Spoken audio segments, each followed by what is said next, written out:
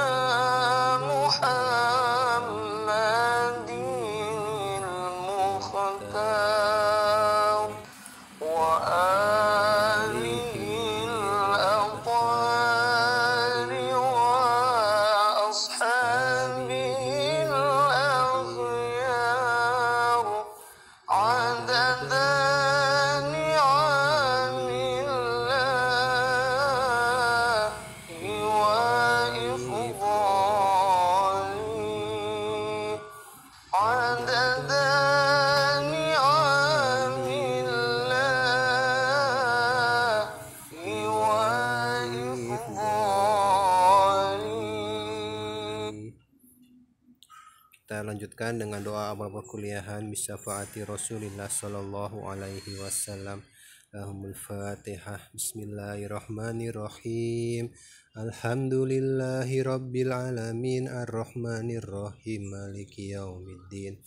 Iyyaka na'budu wa iyyaka nasta'in ihdinas siratal mustaqim siratal ladzina an'amta 'alaihim ghairil maghdubi 'alaihim waladdallin, amin. Bismillahirrahmanirrahim. Allahumma sholli ala sayyidina Muhammad wa ala ali sayyidina Muhammad walhamdulillahi rabbil alamin. Allahumma akhrijna min zulumatil wahmi wa akrimna binuril fahmi waftah lana abwabal ilmi wa zayyinna bil akhlaqil hasani. Rabbi zidni ilman nafi'a wa rizqan wasi'a halalan thayyiban mubarakah waj'alna min ibadikas sholihin birahmatika ya arhamar rahimin. Wa sallallahu ala sayyidina Muhammad wa ala alihi wa sahbihi ajma'in walhamdulillahi rabbil alamin. Baik, sekarang kita masuk pada materi perkuliahan hari ini, yaitu kita diskusikan mengenai transaksi dan investasi dalam ekonomi Islam. Pertama, kita lihat dari segi istilah bahasanya di sini, yaitu apa itu investasi. Kita lihat ada beberapa definisi. Definition 1, in business, the purchase by a producer of a cyclical goods such as durable equipment or inventory in the hope of improving future business. Dari investorwars.com dikatakan yang namanya investasi ini adalah konsep bisnis, yaitu pembelian dari seorang produser baik itu pada barang dan jasa, di mana tentunya diharapkan dari pembelian ini akan menghasilkan keuntungan bisnis di masa mendatang. Kemudian kalau kita lihat dari segi keuangan, dari in finance-nya, the purchase of a financial product or other item of value with an expectation of favorable future returns. In general term, investment means to use money in the hope of making more money. Jadi kalau pertama tadi dari segi bisnis, kita lihat kedua dari segi finansial atau sektor keuangannya, yaitu di sini pembelian produk-produk finansial atau mungkin ya sering kita dengar ada namanya saham, reksadana, obligasi dan sebagainya. Diharapkan dengan pembelian ini yaitu ekspektasinya adalah keuntungan di masa mendatang, future returns, dalam artian mendapatkan kelebihan uang dari uang yang dikeluarkan hari ini. Maka pada intinya kita lihat investasi di sini adalah penempatan kekayaan pada aset yang diharapkan nantinya akan meningkat nilainya atau juga disebutkan memberikan hasil di masa mendatang. Jadi hasilnya dilihat di masa mendatang, mungkin dalam waktu 1 tahun, 2 tahun dan seterusnya, itulah investasi. Maka kita lihat bagaimana pandangan Islam mengenai investasi dan transaksi di sini. Kita lihat di sini bahwasanya sebagai manusia kita punya kewajiban untuk berikhtiar. Kita diminta oleh Allah dan Rasulullah untuk senantiasa berjuang dalam hidup ini. Dikatakan manusia disuruh untuk berikhtiar dalam mencapai kesejahteraan dan kebahagiaan. Jadi sejahtera bukan hanya di dunia, fid dunia wal akhirah. Jadi di dunia kita dapatkan kesejahteraan ini, kekayaan duniawi kita miliki, pun dengan kekayaan rohani, ketenangan jasmani dan rohani, kebahagiaan dunia dan akhirat. Kita lihat di sini Quran surat Al-Jumu'ah ayat 10. Apabila telah ditunaikan sholat, maka bertebaranlah di muka bumi dan carilah karunia Allah. Dan ingatlah Allah sebanyak-banyaknya supaya kita semua beruntung. Itu dalam Quran surah Al-Jumu'ah. Bahwasanya kita tahu namanya sholat adalah kewajiban. Kita punya kewajiban sholat fardu 5 waktu. Tapi itu pun tidak menghabiskan seluruh waktu kita. Kalau kita ambil dari segi kuantitasnya, jumlah waktu yang kita butuhkan untuk sholat itu kan sedikit sekali, mungkin hanya 1 atau 2 jam per harinya. Maka waktu-waktu yang lain bisa kita maksimalkan. Di sini perintahnya adalah bertebaran di muka bumi, mencari karunia Allah. Kita ingat Allah, kita cari ilmu Allah, ya. Maka kemudian kita lihat pada hadis riwayat Tabrani, jika telah melakukan sholat subuh, janganlah kalian tidur, maka kalian tidak akan sempat mencari rezeki. Jadi ini kebiasaan anak-anak zaman now ya.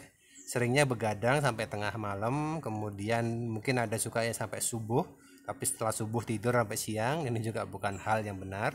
Ya, kalau kita lihat dalam Islam kan sudah jelas yang namanya malam untuk istirahat, yang namanya pagi sampai malam hari sebelum waktu istirahat kita gunakan semaksimal mungkin untuk kita bekerja, untuk kita belajar, mencari ilmu Allah, mencari rezeki dan lain sebagainya. Maka kita lihat di sini Allah mencintai hambanya kita semua yang bertakwa, kaya dan sederhana. Sesungguhnya Allah mencintai hamba-hambanya yang bertakwa, kaya, lagi menyembunyikan kekayaannya. Jadi dengan kaya yang kita sudah bahas di materi sebelumnya, dengan kaya apakah kayanya hanya untuk dirinya sendiri ataukah dengan kekayaan yang dititipkan Allah tadi dia lebih banyak berderma, lebih banyak berzakat, berinfak, sedekah, wakaf produktif dan sebagainya. Ini ya. Kemudian kita lihat tadi mengenai konsep ikhtiar, yaitu di sini ada beberapa hal: niat yang benar, input yang halal, proses syariah kita ikuti, pengelolaan secara profesional, doa dan pasrah terakhir. Pertama kita lihat di sini prinsip-prinsipnya yang sudah kita bahas juga di materi awal perkuliahan ini. Innama a'malu binniyat, semua yang kita lakukan di dunia ini itu dilandasi pada niatnya. Ketika niatannya baik, maka insya Allah dari niatan awal sudah dapat pahala. Kemudian dalam langkah yang dicapai juga ditemani, diridhoi oleh Allah, akan mendapatkan pahala terus. Itulah intinya. Dengan niat yang benar, niat lillahi ta'ala kita lakukan, sesungguhnya Allah mencintai hambanya yang bekerja.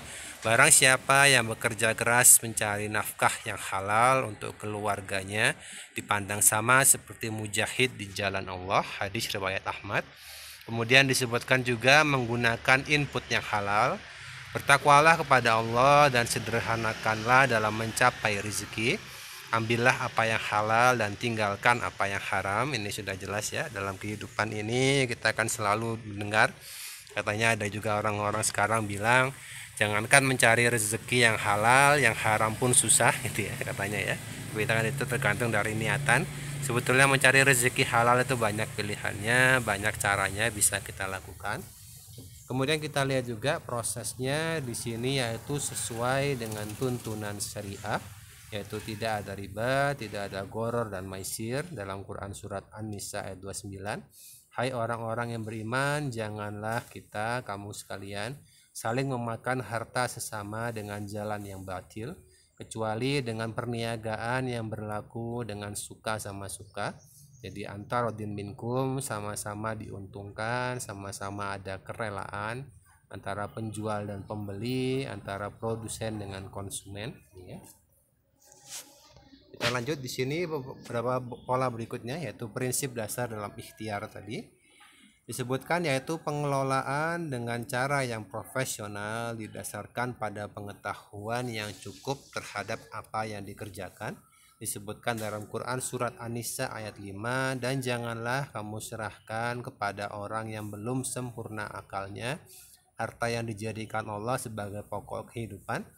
Jadi ini diperingatkan oleh Al-Quran bahwasanya terkadang kan kita lihat ada beberapa mungkin keluarga kita juga ada yang punya tanggungan anak yatim piatu.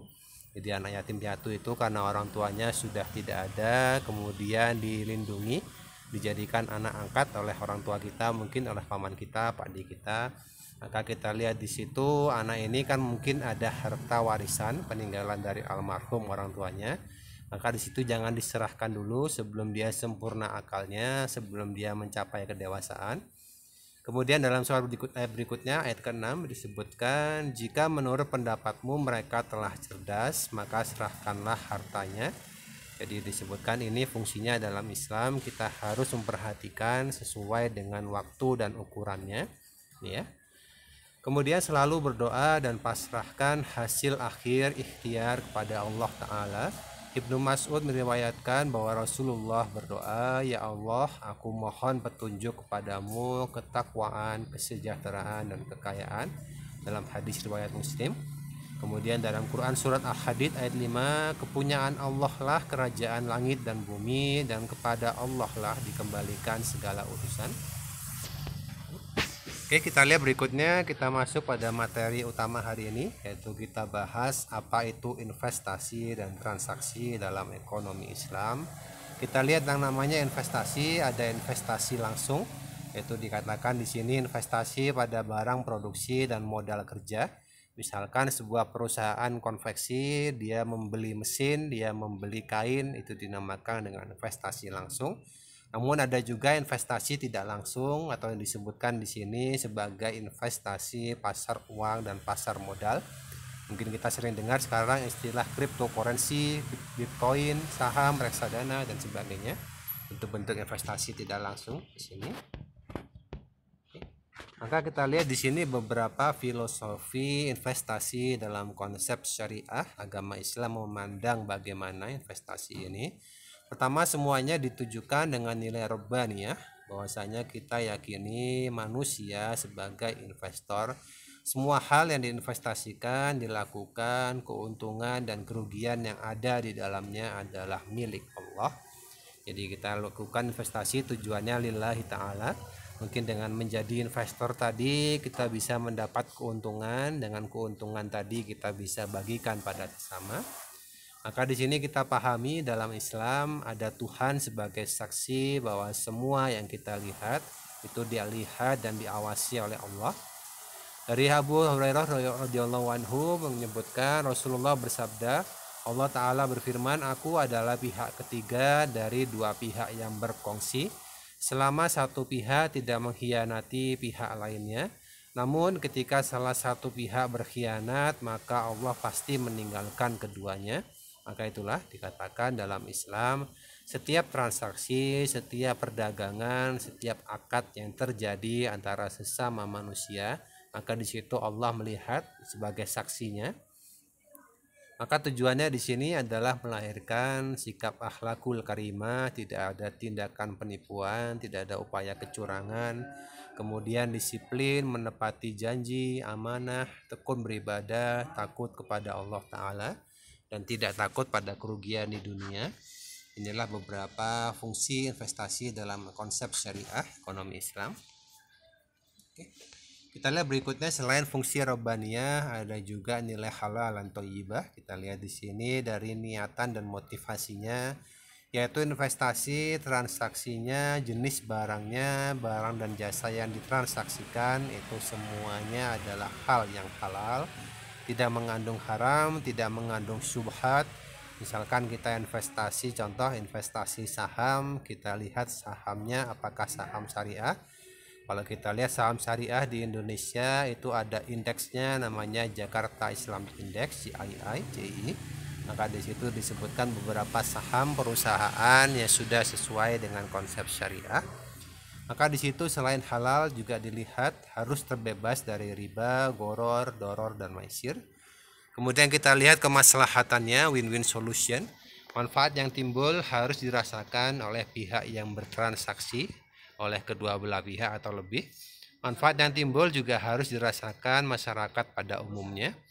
Jadi misalkan tadi investasi pada penciptaan bisnis, mungkin misalkan bisnis konveksi, maka dari situ bajunya yang dikeluarkan juga baju-baju syar'i yang bisa menutup aurat, maka masyarakat membeli produknya juga dengan tujuan yang islami. Ini ya contohnya.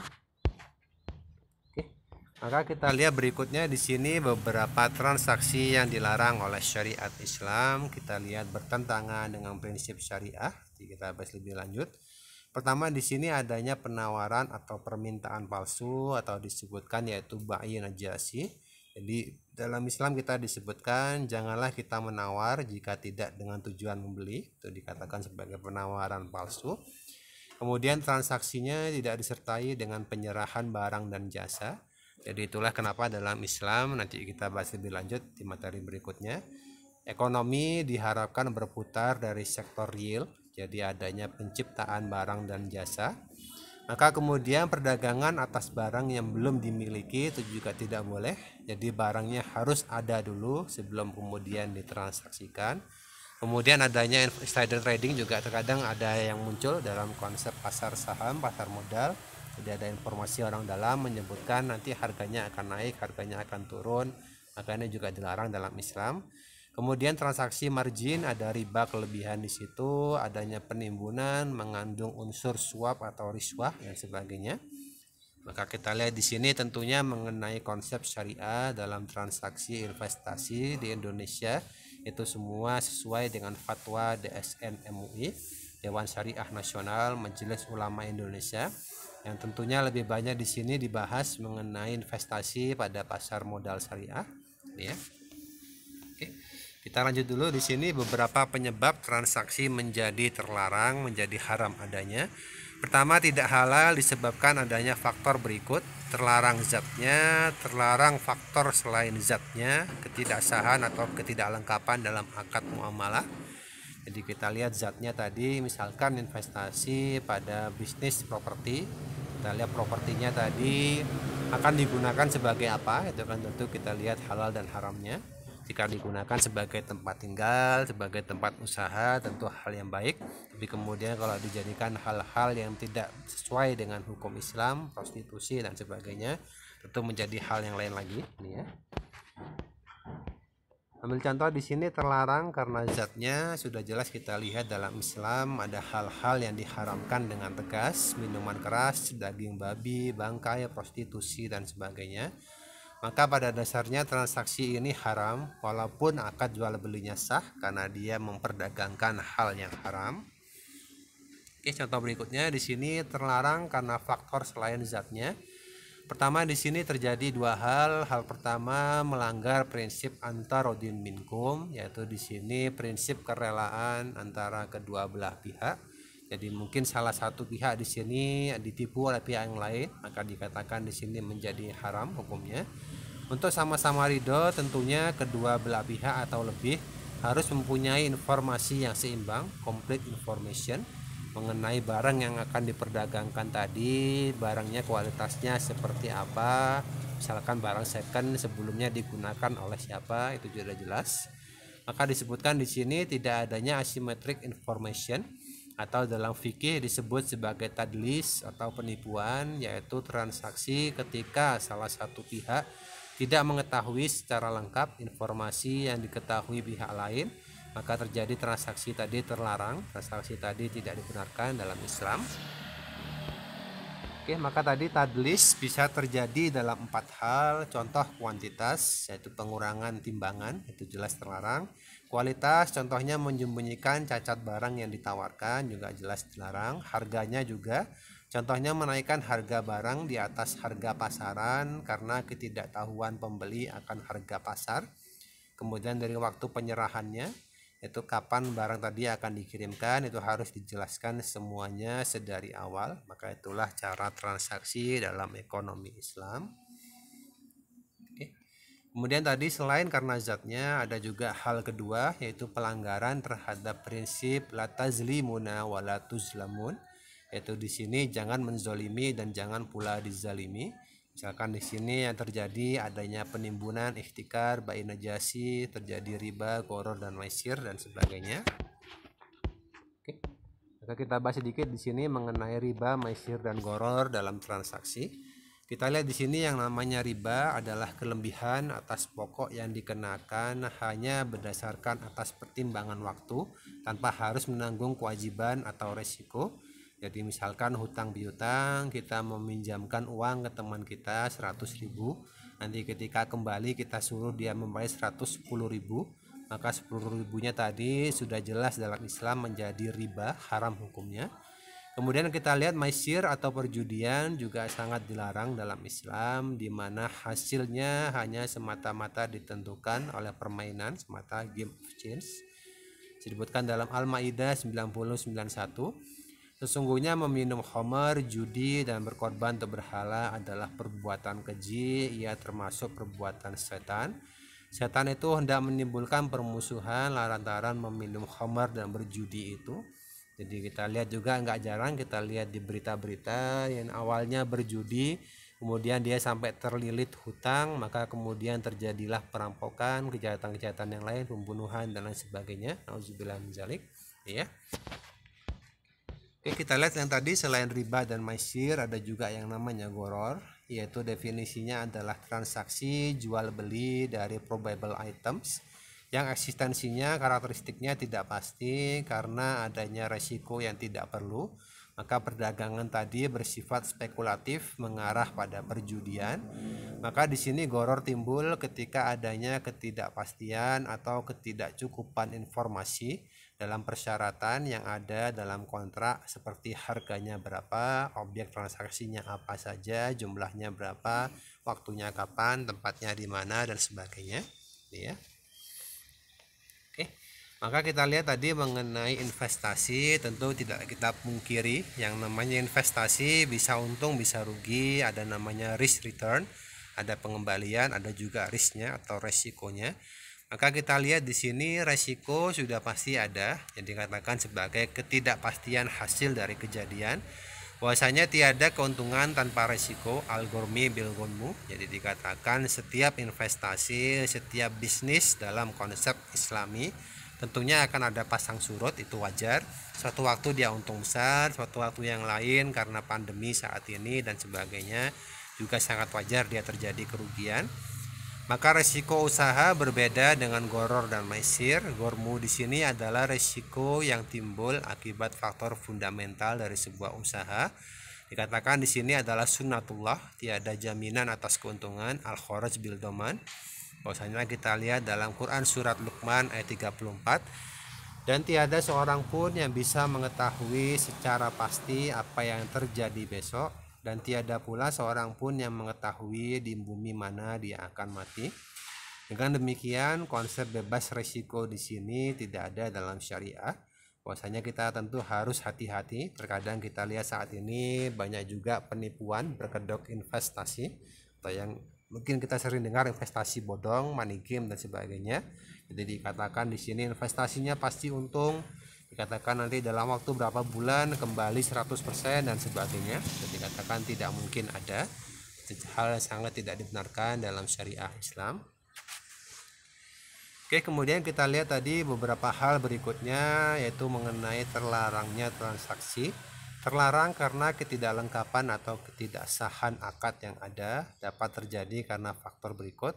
Pertama, rukun dan syaratnya tidak terpenuhi, kemudian suatu akad mengikat dengan akad yang lain atau ta'alluq. Maka tadi mengenai rukun dalam transaksi sebagaimana yang sudah kita bahas di materi minggu lalu mengenai akad dalam muamalah ekonomi Islam, yaitu ada namanya pelakunya, ada penjual dan pembeli ataupun sewa menyewa, penyewa dan pemberi sewa, penerima upah dan pemberi upah. Kemudian ada juga objeknya, yaitu barang dan jasa apa yang dijadikan transaksi. Kemudian ijab kabul, kesepakatan kedua belah pihak yang transaksi tadi juga perlu diperhatikan. Maka di sini berkaitan dengan kesepakatan, akad akan batal apabila terdapat kesalahan atau kekeliruan objek, paksaan atau ikrah ataupun penipuan tadlis, ya. Oke, kita lihat berikutnya di sini beberapa hal mengenai tragedi investasi. Jadi kita lihat tadi yang namanya investasi transaksi dalam syariah Islam. Sudah pasti ada namanya risk returnnya, ada pengembalian, ada keuntungan yang bisa dicapai, namun juga tidak dipungkiri ada namanya resiko yang mungkin terjadi. Maka kita lihat di sini beberapa peristiwa yang pernah terjadi mengenai investasi di dunia. Kita lihat ya. Pertama di sini 19 Oktober 1987 itu dikatakan stock market crash, yaitu adanya crash pada pasar modal. Jadi dananya waktu itu pernah jatuh sangat jauh dari awalnya. Dikatakan indeksnya turun dramatis 31% dalam 5 hari. Hang Seng turun juga, FTSE dan sebagainya. Ini istilah-istilah dalam trading saham. Maka dikatakan di sini beberapa hal terjadi. Ambil contoh kita lihat seperti saat ini adanya pandemi Covid sudah hampir satu tahun lebih ya sudah berjalan. Kita lihat di sini dari segi investasi di pasar modal juga terjadi banyak yang anjlok ya. Jadi banyak yang turun jauh nilainya. Jadi mungkin tadi saham awalnya dia beli seharga 50.000 atau 500.000 per lot, bisa turun jauh sampai 20.000, 30.000 terjadi. Oke. Kita lihat juga ada dalam istilah investasi dulu yang sempat menggegerkan dunia, ada namanya Ponzi scheme.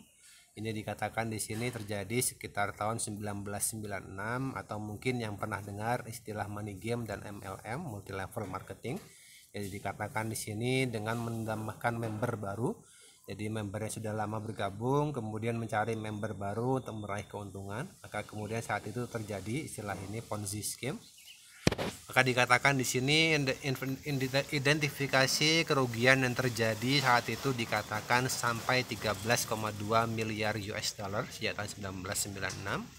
Maka dikatakan di sini beberapa hal terjadi mengenai Ponzi scheme. Oke, baik, ini mungkin beberapa hal yang bisa kita diskusikan hari ini mengenai investasi dan transaksi dalam ekonomi Islam. Seperti biasa, jika ada pertanyaan silahkan disampaikan di grup WhatsApp kita diskusikan di sana. Saya akhiri, Allahul muwaffiq ala aqwamit thoriq. Assalamualaikum warahmatullahi wabarakatuh.